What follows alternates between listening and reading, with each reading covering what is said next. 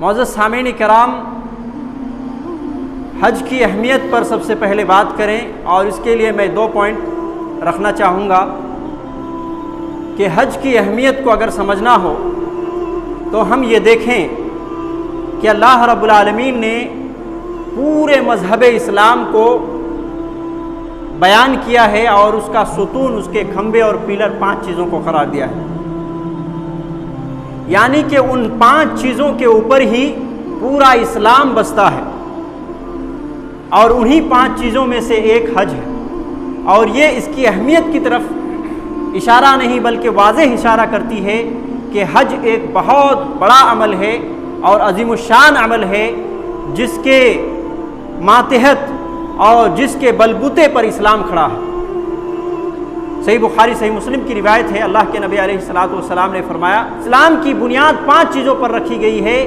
ایک ہے کہ کلمہ شہادت کی گواہی، یعنی کہ اس بات کی گواہی کہ اللہ رب العالمین کے علاوہ کوئی معبود برحق نہیں اور محمد صلی اللہ علیہ وسلم اللہ کے رسول ہیں، یعنی اللہ کی توحید کا اقرار اور ہمارے نبی محمد صلی اللہ علیہ وسلم کی نبوت و رسالت کا اقرار۔ دوسری چیز کیا ہے؟ نماز۔ تیسری چیز کیا ہے؟ رمضان کے روزے۔ چوتھی چیز کیا ہے؟ زکوٰۃ کی ادائیگی۔ اور 5ویں چیز بیت اللہ کا حج کرنا۔ پورا اسلام، خواہ وہ کسی بھی چیز کے تعلق سے ہو، پورے مسائل اسلام کے، خواہ وہ اخلاقیات سے ہو، معاملات سے ہو، اقتصادیات کے تعلق سے ہو، معاشیت کے تعلق سے ہو، پورے اسلام انہی 5 چیزوں کی شاخیں ہیں، یہی مین 5 چیز ہیں، اور انہی کی شاخیں نکل کر کے جو ہے پورا اسلام پھیلا ہوا ہے۔ تو ان میں سے ایک چیز حج ہے جو اس کی اہمیت کی طرف دلالت کر رہی ہے میرے بھائی۔ اور دوسری بات یہ ہے کہ حج کی اہمیت اس اعتبار سے بھی بہت اونچا ہے، ہر طرح کی عبادتیں اس میں شامل ہیں۔ نماز میں ہر طرح کی عبادت شامل نہیں، روزے میں ہر طرح کی عبادت شامل نہیں، زکوٰۃ کی ادائیگی میں ہر طرح کی عبادت شامل نہیں، لیکن حج ایک ایسا عمل ہے دنیا میں جس میں ہر طرح کی عبادت اس میں شامل ہے۔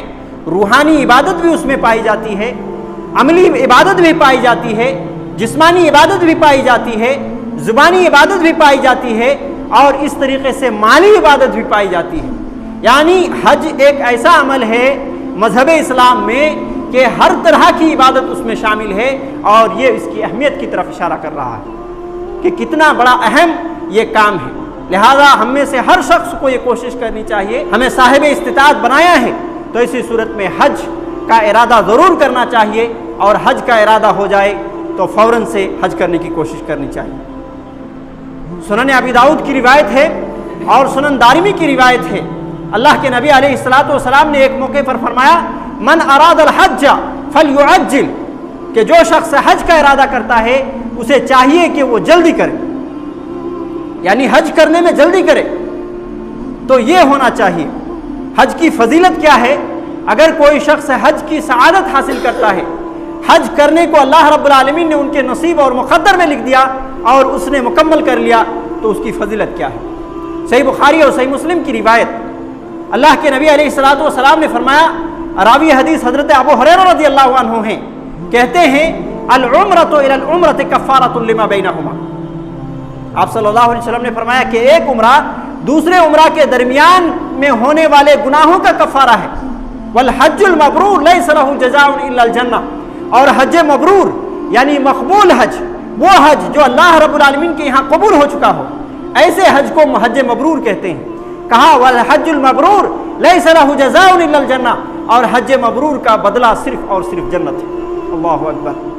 تو یہ حج کے فوائد ہیں، حج کے ثمرات ہیں اخروی اعتبار سے، کہ آدمی کو جنت ملنا یقینی ہو جائے گا۔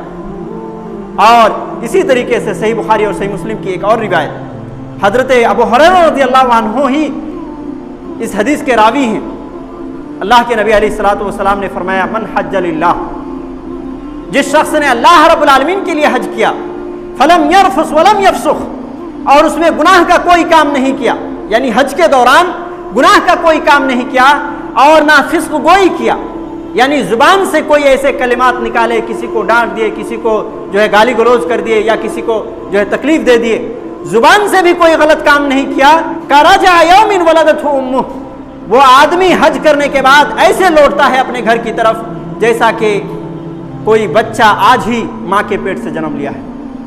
تو یہ بھی حج کی بڑی فضیلت ہے میرے بھائی۔ یہ دو فضیلت آپ کے یہاں گنائے گئے، جس میں دونوں کی دونوں روایت صحیح بخاری صحیح مسلم کی ہے، اور دونوں روایت سے یہ پتہ چلا کہ دنیاوی اعتبار سے بھی آدمی ہر گناہوں سے پاک و صاف ہو جاتا ہے حج کرنے سے، اور اخروی اعتبار سے آدمی کو کیا چاہیے جنت کے علاوہ، اور حج کرنے سے جنت مل جاتی ہے۔ تو اتنی بڑی فضیلت رکھی گئی ہے حج کرنے پر۔